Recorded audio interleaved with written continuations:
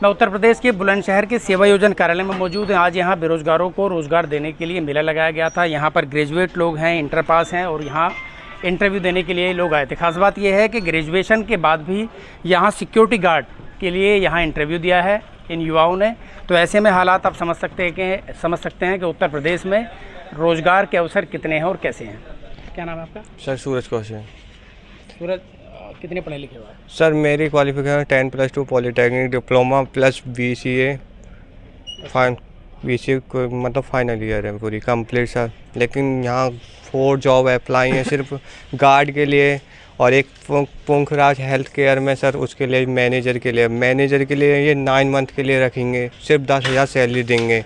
इतनी डिप्लोमा करने के बाद 10,000 सैलरी क्या संभव है? अच्छा, मैनेजर के लिए 10,000 सैलरी, 10,000 सैलरी और 9 मंथ के लिए ये रखेंगे। 9 मंथ रखने के बाद फिर आपकी सैलरी 15,000 कर देंगे। इससे क्या होगा? तो ये तो आपने तो पढ़ाई भी मतलब तकनीकी रूप से भी बहुत, कहाँ से पढ़ाई की थी आपने? सर मैंने गवर्नमेंट जनता पॉलीटेक्निक से पॉलीटेक्निक कंप्लीट की। अच्छा।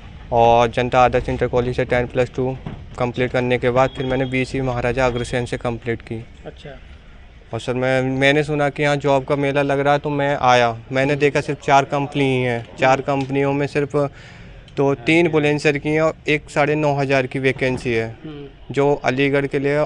सॉरी सर, इतनी मेहनत करने के बावजूद 9,500 10,000 में कुछ नहीं होता। तो क्या कहेंगे? सरकार ये कह रही है कि तमाम हम उपलब्ध करा रहे हैं रोज़गार, तो क्या कहना है, क्या अपील करेंगे सरकार से? सरकार से अपील करूँगा कि अगर हम इतनी मेहनत कर रहे हैं, हमारे पास इतनी क्वालिफ़िकेशन होने के बावजूद अगर इतने की भी नौकरी मिले तो फिर बेकार है हमारी ऐसी पढ़ाई करने पे। क्या नाम है आपका? सर मेरा नाम दिगंबर चौधरी है। मैंने इंटर पास कर रखी। जैसे ही मुझे पता चला कि मंगलवार को रोज़गार मेला लगेगा जॉब के लिए, तो मैं यहाँ आया। मैंने अपना डॉक्यूमेंट्स वगैरह करके रिज्यूम बनवाया और इंटरव्यू दिया तो मेरे को सिक्योरिटी गार्ड की नौकरी मिली। आज यहाँ जो फॉर्म भरा आपने भरा है हाँ, तो इससे संतुष्ट हैं आप? जी, मतलब सिक्योरिटी गार्ड की नौकरी से संतुष्ट हैं? हाँ जी।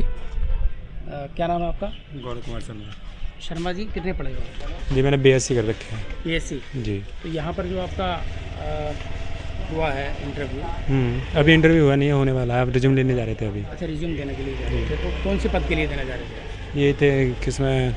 हेल्थ केयर में। हेल्थ केयर में मैनेजर। अच्छा, तो ऐसे बता रहे हैं कि 9-10 हज़ार रुपये सैलरी है। हाँ, 9-10 हज़ार रुपये। इससे ऐसे में कैसे चलेगा? ऐसे ही बस मुश्किल ही हो पाएगा, हम तो नहीं करेंगे। अच्छा, लेकिन फिर भी आ गए? हाँ, आ गए। अगर आपको नौकरी मिल गई मिसाल के तौर पर 10,000 रुपये में, परिवार में कौन कौन लोग हैं आपके? परिवार में हम हैं, हमारे माता पिता हैं और भाई भी हैं। और तो ऐसे में 10,000 से क्या होगा? कुछ नहीं हो पाएगा। इससे तो आने जाने में ख़त्म हो लेंगे। तो और सरकार से कैसे? सरकार से यही अपील होगी कोई अच्छे से अच्छे रोज़गार लाए और सभी को रोज़गार मिले, बस यही अपील है। क्या नाम आपका? मेरा नाम आज़ाद सिंह है। आज़ाद सिंह, कितने पढ़े हुए? मैं BCom पास हूँ सर। BCom पास? जी सर। तो यहाँ पर इंटरव्यू हो गया आपका? जी सर, इंटरव्यू हो गया। मैं आया था अकाउंटेंट की जॉब के लिए, लेकिन यहाँ पर रोज़गार दफ्तर में वो ऐसी कोई कंपनी है जिससे कि अकाउंटेंट का कोई काम हो। अच्छा। जी सर, तो इसलिए मैंने कोई अभी रिज्यूम कोई दिया नहीं है। जी सर, BC वाले भी थे, बी फार्मर तक के कह रहे हैं वो कि बी फार्मर में हो तो कोई एग्रीकल्चर है, पोखरा एग्रीकल्चर हेल्थ लाइन की तरफ से। वो ये भी मांग रहे हैं। वो सैलरी कितनी दे रहे हैं? पढ़ाई तो पूरी, एजुकेशन तो हाई लेवल की मांग रहे हैं, लेकिन सैलरी नहीं दे रहे। सैलरी ये दे रहे हैं 9,000 10,000। एग्जीक्यूटिव की जॉब दे रहे हैं। और ये नहीं है कि जब तुम इतनी बड़ी पढ़ाई कर रहे हो तो कम से कम बंदे को सुपरवाइज़र अच्छी सैलरी दे। 17-18 स्टार्टिंग में 20-22 हज़ार रुपये हो तो ये कि बंदे ने पढ़ाई करी कि सही है, उसकी काबिलियत देखें, उससे इंटरव्यू लें, पास हो तो ठीक है, ना तो अपना कोई बात नहीं है। लेकिन ये है कि उत्तर प्रदेश में बेरोज़गारी की बहुत बड़ा महत्व है। बहुत रोज़गार नहीं है यहाँ पर, कुछ भी नहीं है। सरकार से अपील है कि रोज़गार निकाले, हर डिपार्टमेंट में भर्ती निकाले। कुछ लोग इसमें जो है ये भी आए कि जो सिक्योरिटी गार्ड के लिए भी कई एक बच्चा और था जो सिक्योरिटी गार्ड की नौकरी के लिए ही बेचारा आया हुआ था। जी सर। तो क्या मानते हैं इसको? मतलब पढ़ाई लिखाई के बाद में आदमी डंडा लेके, बंदूक लेके गार्ड की नौकरी करे, तो क्या इन्हीं दिनों के लिए आपने यही भविष्य? नहीं सर, वो थोड़ी सी मजबूरी हो जाती है। जैसे कि अब हम घूम रहे हैं, अब हमें जैसे जॉब अपनी लेवल की क्वालिटी की तरह से जॉब नहीं मिल रही, तो इसलिए बच्चा घर की प्रेशर है, कुछ अपना प्रेशर है, और देख देख के जैसे कहीं नहीं होता तो बच्चा संतुष्ट होना पड़ता है कि चलो कुछ नहीं मिल रहा तो सिक्योरिटी गार्ड है। अब जब बेरोज़गार है बंदा तो कुछ करेगा ही, पढ़ाई भी करेगा, कुछ तो कुछ सिक्योरिटी। चलो ना, जैसे कि मैं कह रहा था कि मैं अकाउंटेंट के लिए जॉब के लिए आया था, लेकिन नहीं मिल रही। मैं कई बार आ चुका हूँ, यहाँ भी आ चुका हूँ, बाहर भी कहीं देख के आ चुका हूँ, लेकिन ये है कि सैलरी नहीं देते। बाहर है नोएडा, गाजियाबाद, जैसे कहीं भी जाओ, यूपी में बुलंदशहर में तो बुलंदशहर, और कासने में तो बुलंदशहर के ये और अलाउ नहीं है। बुलंदशहर कासने के अंदर बुलंदशहर के बच्चों को नहीं ना कंपनियों में लेते, ये और है यहाँ के सर। ये कासने नोएडा में बुलंदशहर के बच्चों को नहीं लेते, क्यों पता नहीं। ये कहते हैं कि बुलंदशहर के कि लड़ाकू में विमान, मतलब ये बात है दादरी। जी सर, जी सर। आपका क्या नाम है? मेरा नाम रंजीत सिंह है। तो आपके तो सफ़ेद बाल तो हो गए तो आप भी नौकरी की तलाश में हो? जी। पूरी ज़िंदगी निकल गई मुझे लग रहा है। हाँ, इसी भागदौड़ में हर जगह जहाँ भी मेला लगता है मैं वहीं जाता हूँ। कितनी उम्र है आपकी? 33 साल। 33 साल। तो बाल सफ़ेद हो गए आपके 33 साल? ये तो 20-20 साल के बच्चों के भी हो रहे हैं। तो कितने पढ़े लिखे हो आप? मैंने intermediate plus ITI HSI health sanitary inspector का डिप्लोमा किया ITI के थ्रू। अच्छा, तो नौकरी नहीं मिली है? नहीं। कितने साल से स्ट्रगल कर रहे हो? मैं 3-4 साल से इन मेलों में ही आ रहा हूँ, जहाँ भी जाते हैं लगाते हैं मैं वहीं जाता हूँ। कोई सफलता नहीं मिली? नहीं। LNT ने सिलेक्शन किया था, वो फिर बाद में पूछते भी नहीं, यहाँ कर जाते हैं, बाद में कोई बात नहीं करते। ये फ़ोन नंबर दे देते हैं, वहाँ पर कोई किसी से बात नहीं करता है। ऐसा क्यों? पता नहीं क्यों, ये या तो फॉर्मेलिटी पूरी करते हैं यहाँ पर। बड़े अधिकारियों से कोई बात नहीं हुई आपकी? बड़े अधिकारी किन से करें? शादी होगी आपकी? हाँ, शादी। कितने बच्चे? 2 बच्चे, एक लड़का है एक लड़की। तो चार लोग होंगे, माता पिता भी होंगे? नहीं, मम्मी पापा नहीं। अब 4 लोग हैं टोटल। जी। तो कैसे व्यवस्था हो पाती है परिवार की? 6 बीघे ज़मीन है। अच्छा, ज़मीन से? 6 बीघे ज़मीन है, एक भैंस। अच्छा, भैंस है और 6 बीघे ज़मीन, उससे चलता है। तो अभी आपने जो है हिम्मत नहीं आ रही है? नहीं, मैं बराबर जा रहा हूँ, जब तक 40 साल की एज नहीं हो जाएगी, जब तक भी लायक है यहाँ पे 40 साल तक लेते हैं। अच्छा। कोई कंपनी ऐसी है कि उसमें ये 40 भी है। अच्छा। 30 है, 35 है, तो उसमें तब तक जाते रहेंगे। मतलब जब तक लग नहीं जाओगे आप 40 साल लग जाओगे? कहीं कोई रोज़गार नहीं मिल जाएगा तब तक आता रहूँगा। तो सरकार की जो नीति है, रोज़गार नीति, उससे आप मुतमईन हैं? ये सरकार की नीतियों, रोज़गार की नीति का एक हिस्सा है कि सेवा योजना दफ्तरों में मेले लगाए जाएं, बेरोजगारों को रोज़गार दिया जाए। तो यहाँ तो मैं तो तभी संतुष्ट हूँगा ना, तब मिल जाएगी।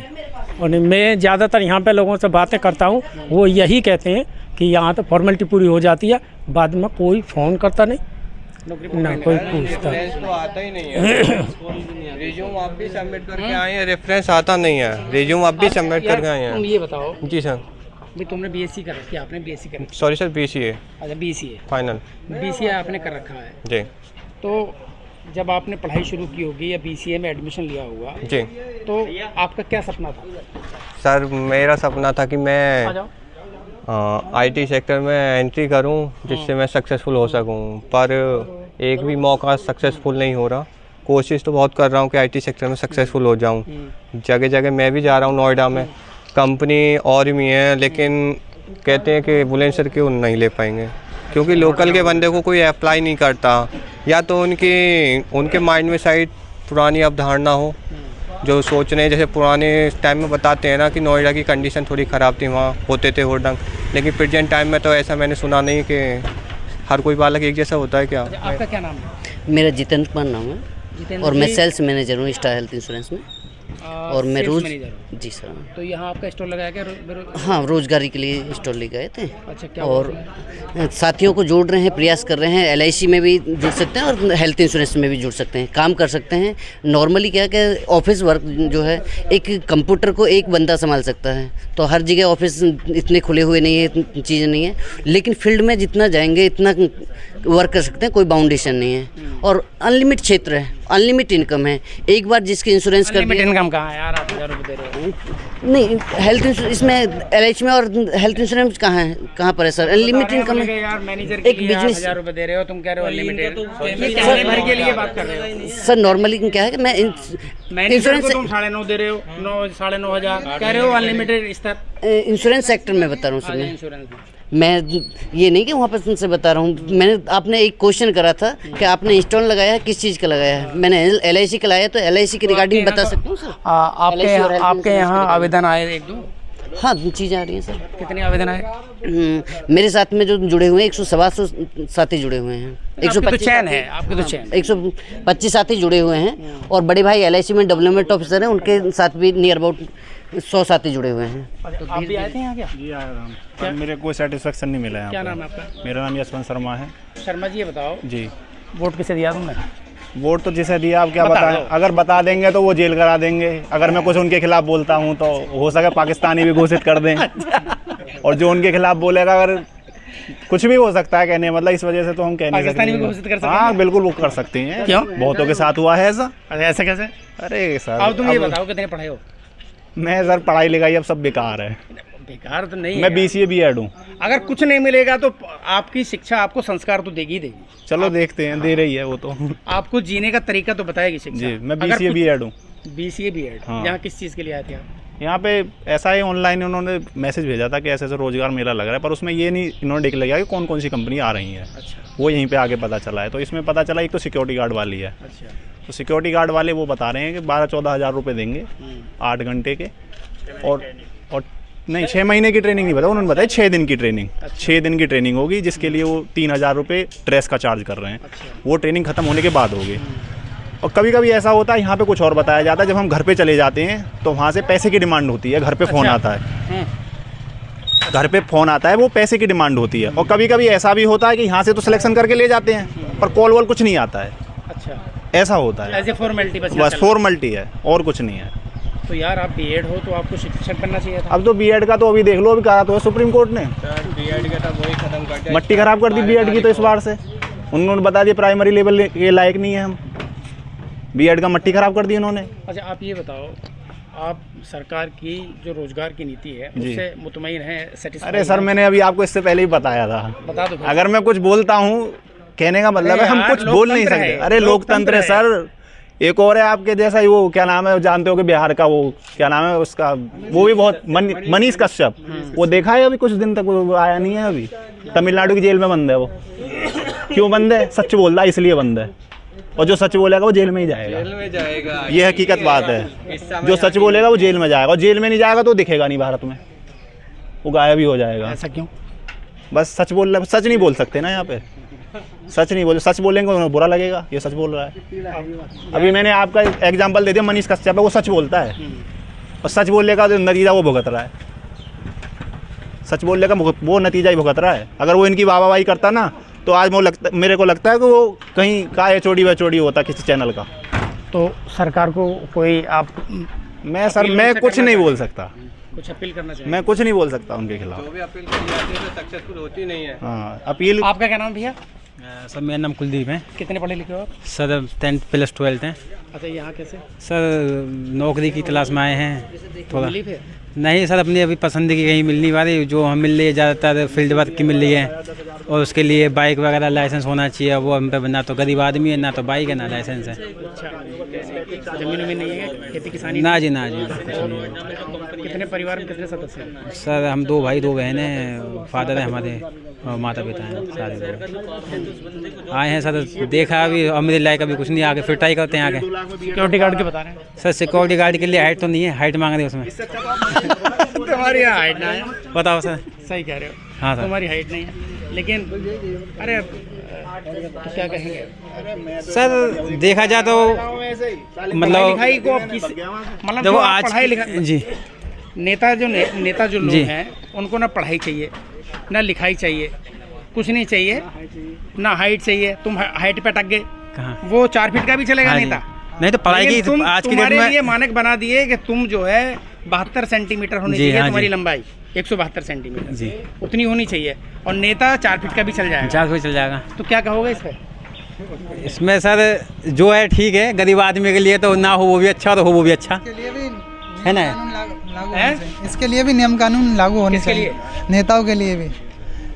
नेताओं के लिए भी मतलब कुछ क्वालिफिकेशन होनी चाहिए। जो बेरोजगारी बढ़ रही है, ये बेरोजगार MBA BBA इनको नेता प्रधान वगैरह वगैरह बनाना चाहिए। हाईएस्ट क्वालिफिकेशन होने के कितने पढ़े लिखे हो आप? रोजगार नहीं। सर मैं BSc फाइनल हूँ PCM से। फिजिक्स केमिस्ट्री मैथ से? Yes sir. और यहाँ कैसे आए फिर? सर जॉब के लिए आया था। क्या हुआ फिर? नहीं सर, कोई सर्टिफिकेशन नहीं है। इस फार्म भरा होगा ना आपने? फॉर्म भरा है, कोई फील्ड की जॉब है। क्या फील्ड की जॉब है? एग्रीकल्चर सेक्टर में। अच्छा, एग्रीकल्चर फील्ड की जॉब है। हाँ। मतलब फिजिक्स केमिस्ट्री मैथ पढ़ने के बाद में एग्रीकल्चर में जाओ आप, नहीं वहाँ दवाई बेचो। हाँ, दवाई बेचो, इंसेक्टिसाइड, पेस्टिसाइड, हर्बिसाइड, ये सब बेचो, यस है ना? वो हमारी सर्टिफिकेशन नहीं है वो हमारे लिए। तो क्या जब पढ़ाई शुरू की थी तब क्या सोचा था? सर पहले से ही अगर कंफर्म होता तो, अगर गोल सेट होता तो अपना अब तक लग गए होते। गोल सेट नहीं है तभी ऐसे इधर इधर भागे डोल रहे हैं। यस शर्मा जी, तुम्हारी बात से हम ये इत्तेफाक करते हैं। मेरा तो सर एक मानना है, अगर सही गाइडलाइंस मिले ना बच्चों को पढ़ाने से अच्छा किसी नेता के पीछे जय जयकार लगवा दो ना, तो 4-5 साल में हो सकता है उसको कहीं का टिकट मिल जाएगा और वो जीत जाएगा। और एक बार जीतने के बाद बेशक वो 1 दिन के लिए बने या 1 मिनट के लिए बने, उसको लाइफ टाइम तो पेंशन, सारी सुविधाएं, और पढ़ने के बाद यहाँ कुछ नहीं मिल रहा, तो हमसे बड़ा चूतिया कौन है? अभी एक साथी थे, वो कह रहे बोले कि मैं सिक्योरिटी गार्ड की नौकरी भी मुझको नहीं मिल रही है, क्योंकि मेरी हाइट नहीं है। सही कह रहा है वो। नेता के लिए कोई ना नियम, ना कोई कायदा, ना कोई हाइट, ना कोई क्वालिफिकेशन, कोई किसी चीज़ की जरूरत नहीं, सीधा आप नेता बनिए। बिल्कुल सही बात है। देश की सेवा कीजिए। अभी आप देख लो, अग्निपथ योजना लागू कर दी इन्होंने अपने नेता को लेकर ऊपर क्यों नहीं किया? वो जाते हैं बॉर्डर पर लड़ने के लिए, उनके लिए भी तो करते कि आप एक काम करो, आप पेंशन ना लो। बस यही है जिसका चल रहा है, जिसका तो जितनी बार भी जीतेंगे उतनी बार लेंगे, जिसकी लाठी उसकी बात। मैंने बताया ना, बेशक वो 1 मिनट के लिए बन जाए, उसके लिए आजीवन पेंशन फ्री है, उसके मरने के बाद उसकी वाइफ के लिए। अब तो सब कुछ खत्म कर दिया इन्होंने, गवर्नमेंट सेक्टर तो खत्म ही कर देंगे, गवर्नमेंट सेक्टर खत्म होने वाला है। अरे गवर्नमेंट छोड़ो, प्राइवेट भी नहीं है भाई। क्या नाम है आपका? सचिन कुमार शर्मा। शर्मा जी, वोट किसे दिया? वोट हमने बीजेपी को दी ही इसलिए ताकि 1 करोड़ रोजगार देश में 1 करोड़ रोजगार देने का वादा किया था मोदी सरकार ने, इसलिए हमने बीजेपी को वोट दी। बट अब हमारा एयरफोर्स में ज्वाइनिंग होने के बाद, ज्वाइनिंग लेटर आने के बाद भी हमारी ज्वाइनिंग नहीं करवाई, अग्निवीर योजना लाके खड़ी कर दी। अग्निवीर वाले हो गए? हाँ जी, उसकी वजह से हमें तो यहाँ आना पड़ा है, नहीं वरना हमारी तो ट्रेनिंग चलती। अब अच्छा, मतलब तुम्हारा वो आर्मी वाला है? हाँ क्या? जी, एयरफोर्स में हमारी ज्वाइनिंग लेटर भी आ गए थे। एनरोलमेंट रोक दी इनकी। हमारी क्या प्रक्रिया हुई थी? हमारी एग्जाम हुआ था, फिर फिजिकल हुआ था, फिर मेडिकल हुआ था, उसके बाद फाइनल लिस्ट लगी थी। फिर लिस्ट लगने के बाद हमारा ज्वाइनिंग लेटर आया, उसके बाद हमें ज्वाइनिंग नहीं दी, अग्निवीर योजना ला दी। बोले अब आगे, अब जो जहाँ तक प्रक्रिया हुई है वहाँ तक ठीक है, उससे आगे जो भी प्रक्रिया होगी अब नए सिरे से भर्ती होगी। हमारी ज्वाइनिंग कार्ड वो सब बेकार गई, मेहनत। तो अभी यहाँ क्या करना है थे आप? यहाँ रोजगार की तलाश में आए हैं। 23 ईयर्स, 23 एज हो गई, 23 एज हो गई। अब घर में ही बैठेंगे, घर में ही बैठेंगे तो क्या, घर में बैठ के क्या कुछ हो रहा है? अभी 23 एज हो गई, अब आगे कमाएंगे नहीं तो और क्या? अब घर के थोड़ी माँ बाप थोड़ी खवाते रहेंगे जीवन भर, क्या वो कहाँ से लाएंगे वो? अब घर के ने लात मार दी, जाओ अपने नौकरी देखो। अब नौकरी यहाँ पता पड़ा अखबार में, हमने कल पढ़ा कि ऐसे ऐसे वहाँ रोजगार लगेगा। हम यहाँ आए तो यहाँ देखा कि अब यहाँ जगह क्या है कि फील्ड वाली जॉब है। फील्ड वाली जॉब ऐसी हैं कि 3 महीना के लिए ट्रेनिंग होगी, इतने ही जनवरी आ जाएगी। फिर 3 महीना में पास हो गए तो ठीक है, नहीं तो फिर 3 महीना ट्रेनिंग होगी। फिर क्या है, वोट डालो, मारेंगे, गोली कर देंगे, जाओ अपने घर, हो गई जॉब। फिर हम बेरोजगार। तो ये चल रहा है सब सिस्टम, सब पता है ये तो सबको, चुनाव की वजह से। ये क्या नाम है आपका? धीरज कुमार यादव। धीरज कुमार यादव। क्या शायद सर जॉब के लिए आए थे। कितने पढ़े लिखे हो? ग्रेजुएशन है। अच्छा, यहाँ क्या फॉर्म भर दिया? जी। सिक्योरिटी गार्ड का? जी, सिक्योरिटी गार्ड का फॉर्म भरे। ग्रेजुएशन में? जी। ग्रेजुएशन के बाद? जी। ये सोचा था नौकरी यही मिलेगी? नहीं सर, मिल नहीं रही तो यानी नहीं मिलने के बाद यानी सोचा कि ये भी भर के देख रहे। कितनी बार देख लिया आपने भर्ती ऐसी? ये तो मैं 2nd बार आया। इसमें ऐसी बोल रहे हैं वो अंदर? इसमें ऐसी कंपनी आ रही है जो फील्ड वर्क के लिए यानी एम्प्लॉय यानी खोजते हैं, और यानी ऑफिस वर्क का कोई काम ही ना है। फील्ड वर्क में न कोई साधन दे रही है कंपनी ने कुछ, वैसे यानी पाँव पैदल है। यानी वोट किसे दिया? वोट तो मैं अभी वोट दे नहीं रहा हूँ क्योंकि हमारी एज नहीं पूरा हुआ था। अब एज पूरा हो गया वोट। तो ये बेरोजगारों की फौज थी यहाँ पर जो सेवा योजन दफ्तर में आई थी और लेके सिक्योरिटी गार्ड से लेके फील्ड की यहाँ जॉब थी। इश्तहार दिया गया था, विज्ञप्ति निकाली गई थी, उसमें साफ साफ बातें उसमें लिखी नहीं गई थी। इस वजह से सभी जो है वर्ग के लोग यहाँ पर पहुँचे, बीएससी वाले भी, बीकॉम वाले भी, बीए वाले भी और बीएड वाले भी। नौकरी का आश्वासन सबको मिला है, कई लोग मुतमईन हैं, कई लोग मुतमईन नहीं हैं। तो हालात ऐसे हैं कि बेरोज़गारों को इन हालातों से गुजरना पड़ रहा है। खुद कन्वेंस का खर्च करके यहाँ पर पहुँचे और यहाँ पर आने के बाद में नील बटे सन्नाटे वाली स्थिति यहाँ बनी हुई है। तो ये हालात हैं उत्तर प्रदेश में रोज़गार के।